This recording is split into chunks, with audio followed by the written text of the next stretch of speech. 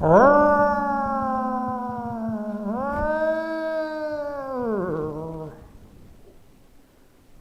out with your hands up. You're surrounded. Does it sound like good news or bad news? Bad news.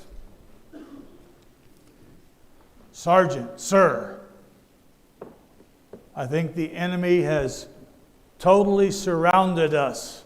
What shall we do? Good news or bad news? Sounds pretty bad to me. Somehow the idea of being surrounded by your enemy doesn't sound like a good thing. Sometimes, don't we all feel that way though? Some of you might have felt that way in 2024. Surrounded by problems, trials, troubles. I remember just a few years ago, my wife had a particularly bad year. My wife is never up on New Year's Eve to midnight. We've been married 47 years. I think I can count on 2 fingers how many times we've kissed the new year in together. She just not a late night person. But just a couple years ago, her year was so bad that my instructions were to wake her up at 11:55. And she got out of bed, and at the stroke of midnight, she opened the front door and kicked out the old year and allowed the new year to come rolling in.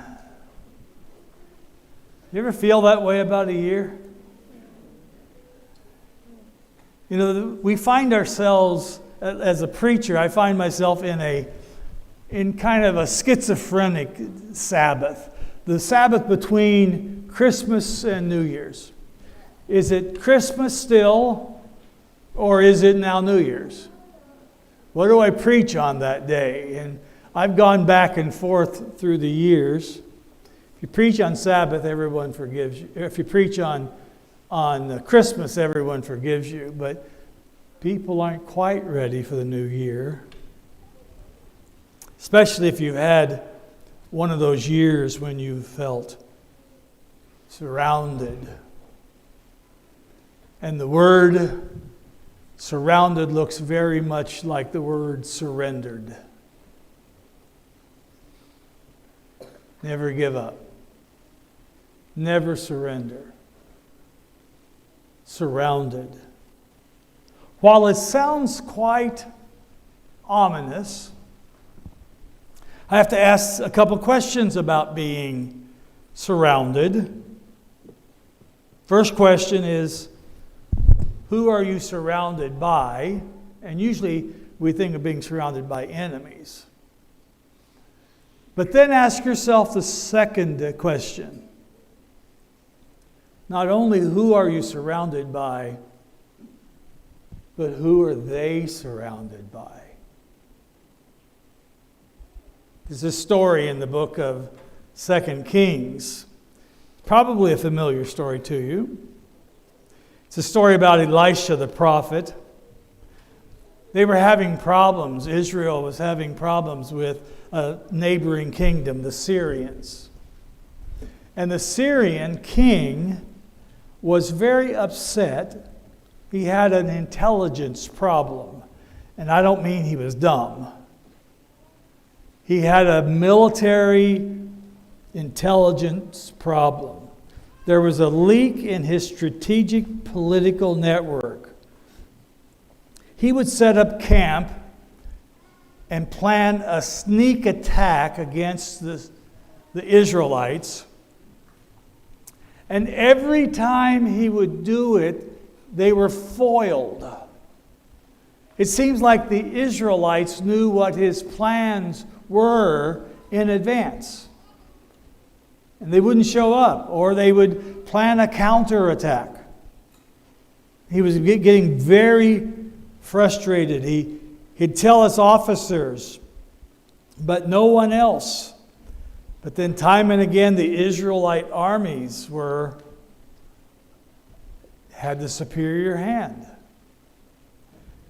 How did the king of Israel always know where to be and when to be there and what his plans are? Well, the Israelites had a secret weapon. It wasn't spy satellites in the sky. It wasn't sophisticated listening devices hidden in the Syrian king's bedroom. They had a secret weapon. His name was Elisha. And so the Syrian army officers began to tell the king that, that what he needed to do was he needed to capture their secret weapon. Elisha was the culprit. They said to him, "He knows what you say in your very bedroom." And so the next plan of attack was to capture Elijah. Well, if Elijah knows what they're doing, it doesn't really sound like a very good plan of attack. Of course, God was revealing it to him. And so they made the plan to capture Elisha. Elisha is living at this point in time at a small town up in the hill country named Dothan. It's about 11 miles from the capital of Samaria in the northern kingdom. It's a walled city. And so late one night, early morning, the Syrian army surrounded the whole city. So when they awakened in the morning, all they could see was, "Help, you're surrounded. Come out with your hands up." And Elisha's servant, and this is not Gehazi, we know of a servant named Gehazi from a different story, but Elisha's servant went out and brought back to Elisha the bad news. You can turn with me to 2 Kings chapter 6. 2 Kings chapter 6. We don't preach a lot out of Kings. And we see the story.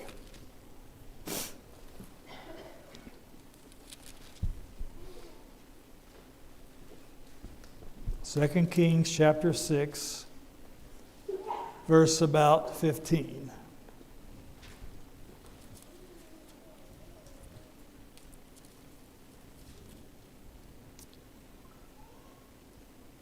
Verse 15.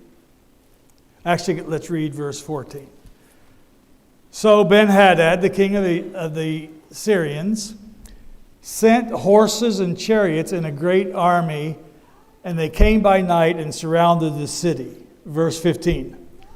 When the servant of the man of God, Elisha's servant, rose early in the morning and went out, behold, an army with horses and chariots were around the city. And the servant said, "Alas, my master, what shall we do?"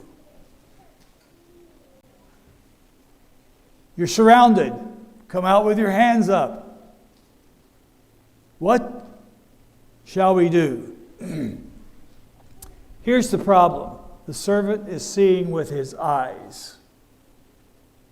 That which is unseen by your eyes is seen by faith.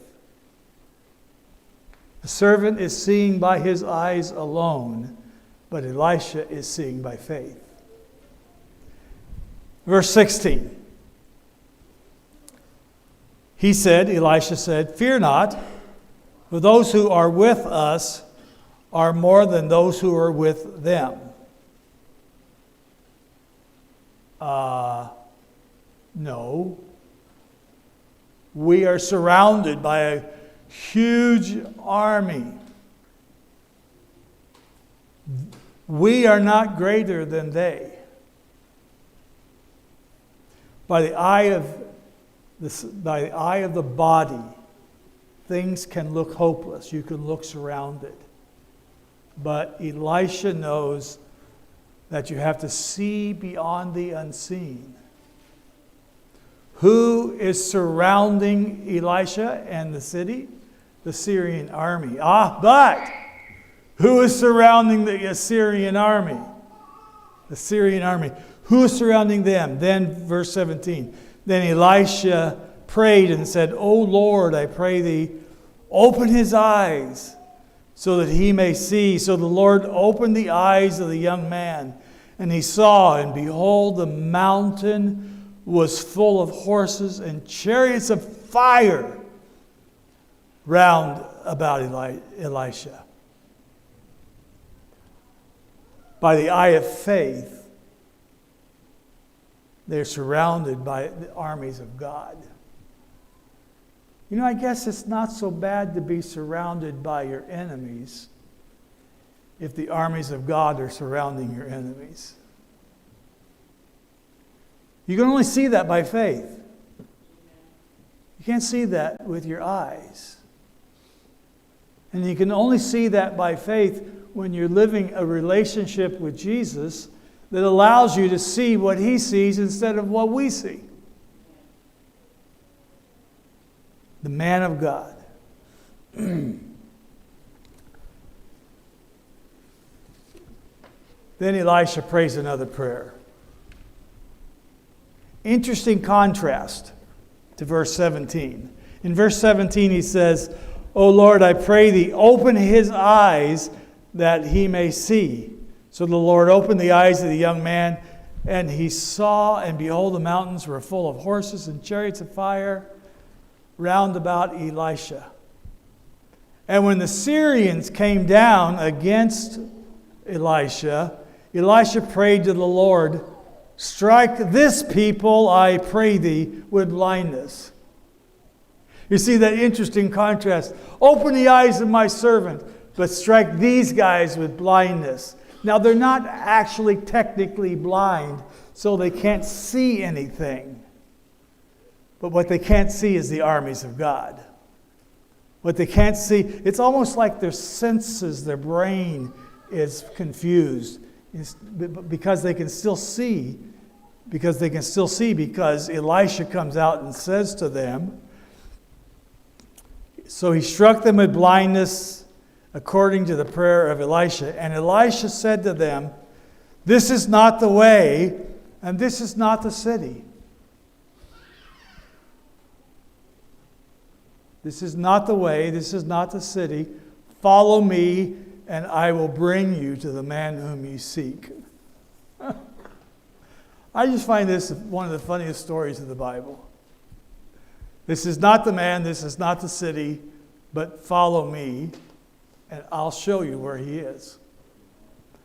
And the end of verse number 19, and he led them to Samaria, the capital city, just 10 miles away, where there are lots of Israelite soldiers, real soldiers, not the ones you have to see by faith. These are the ones you can see by your eyes. And as they verse 20, as soon as they entered Samaria, Elisha said, O Lord, open the eyes of these men that they may see. So the Lord opened their eyes and they saw, and guess who's surrounded now? Guess who's surrounded now? They could see, and lo, they were in the midst of Samaria. When the king of Israel saw them, he said to Elisha, my father, shall I slay them? Shall I slay them? And Elisha answered, you shall not slay them. Feed them potluck. Give them to eat. Give them water to drink. Give them food to eat. That's a strange way to treat your enemies. Would you slay those whom you have taken captive with your sword and with your bow? Set bread and water before them, that they may eat and drink and go to their master. So he prepared for them a great feast. And when they'd eaten and drunk, he sent them away, and they went to their master. And last phrase, interesting. And the Syrians came no more on raids into the land of Israel. Strange way to treat your enemies, because they were surrounded by the armies of God. I think this is such a great story. They saw where they were. They saw their true condition, and he feeds them. There are in this story two eye-opening experiences where eyes are unclouded. And I want to look at the second one first. The second one has to do with the soldiers. When they were in the city of Samaria, God opens their eyes and they see where they are. They see their true condition. They see that they are surrounded by their enemies, the Israelites. They see their true condition. You know, many of us live happy, sweet, little Christian lives, and totally oblivious to what our real needs are. Our real need is one need. It's Jesus. It's foretold in the book of Revelation, Revelation chapter 3, verse 17, in the message to the Laodiceans.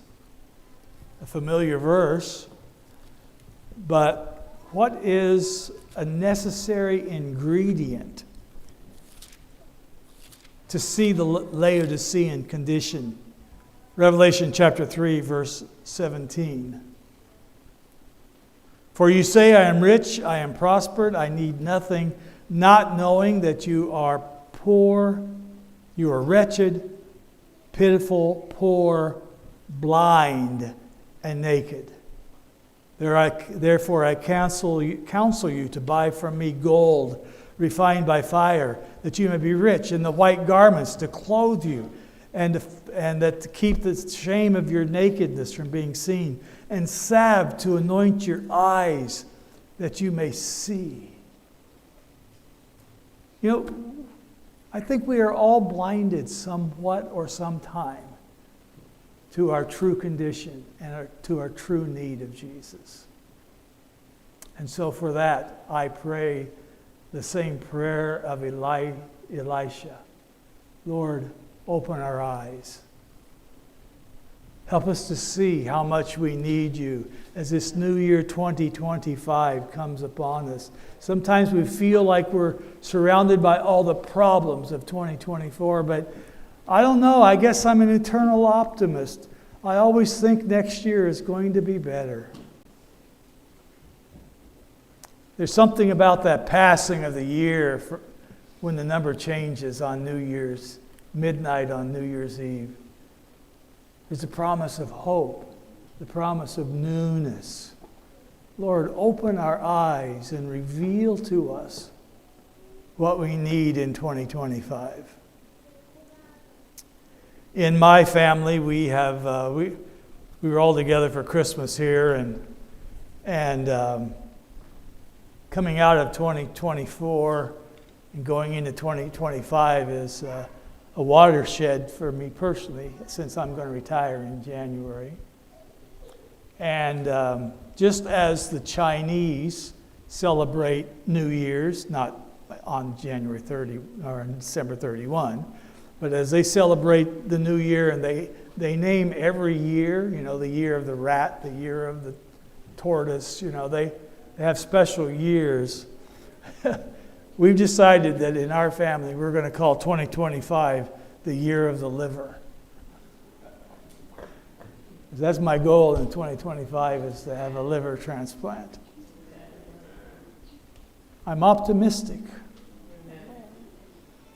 By the eyes, my physical eyes, it's going to be tough. But by the eye of faith, I know that 2025 will be a good year no matter what God does for me or what happens to me. I face that new year with optimism. So please, Lord, open our eyes and help us to see. The first eye-opening experience is also interesting. It's very different than the other eye-opening experience, but it's very, very important. Some of us feel hemmed in, as did the servant of Elisha, surrounded by problems, circumstances, hard decisions. What's really sad is oftentimes we're hemmed in by circumstances of our own choosing, of our own bad decisions. And that makes you feel even stupider, doesn't it? I am sorry. You're not supposed to say the word stupid from the pulpit.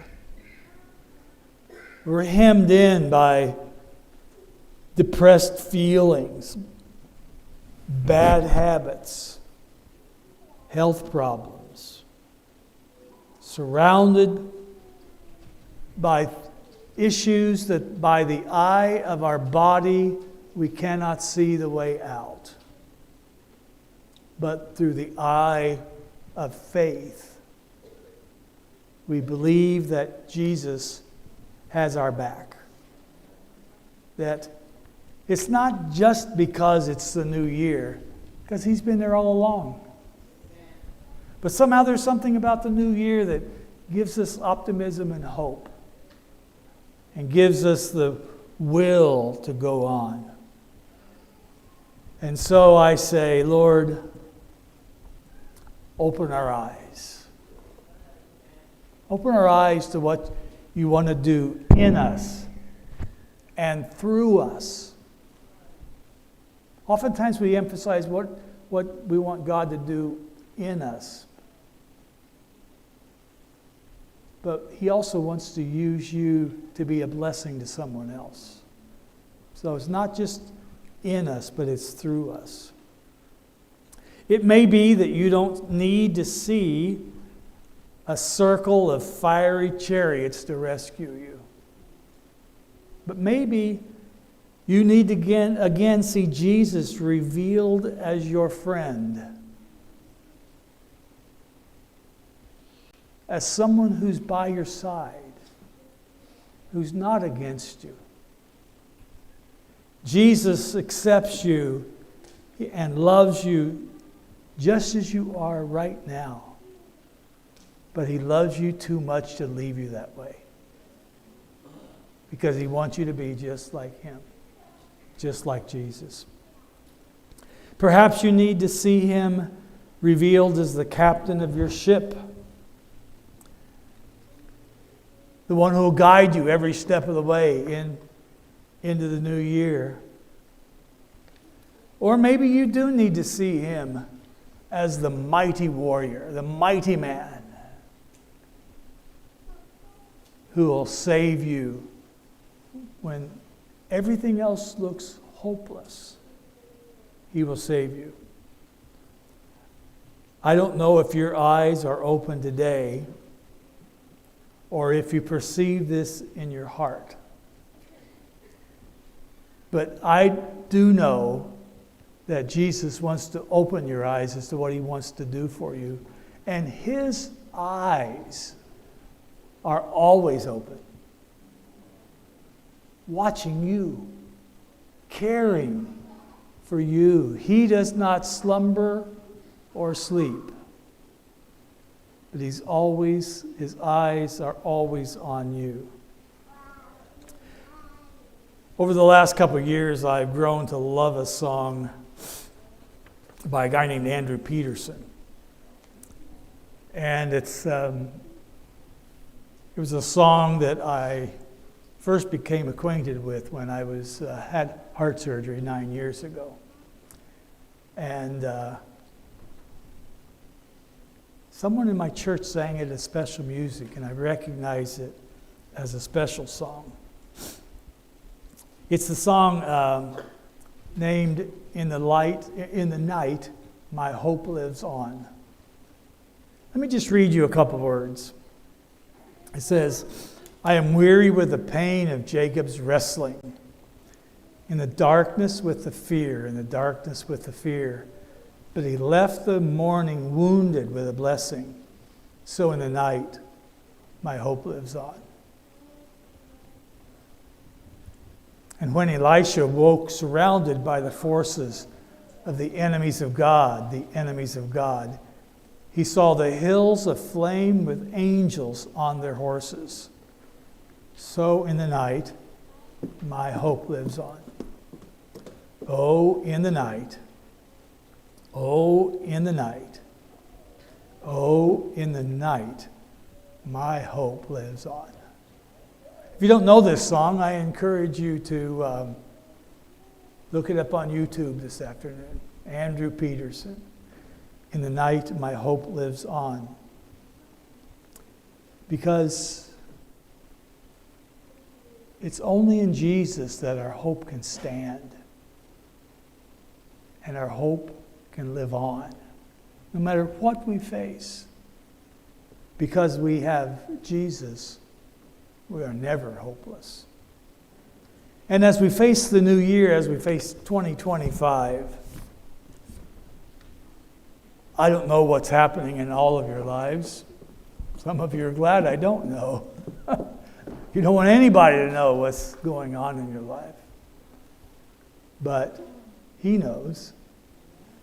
And in the night, my hope lives on. Please, let's come up and sing our closing song.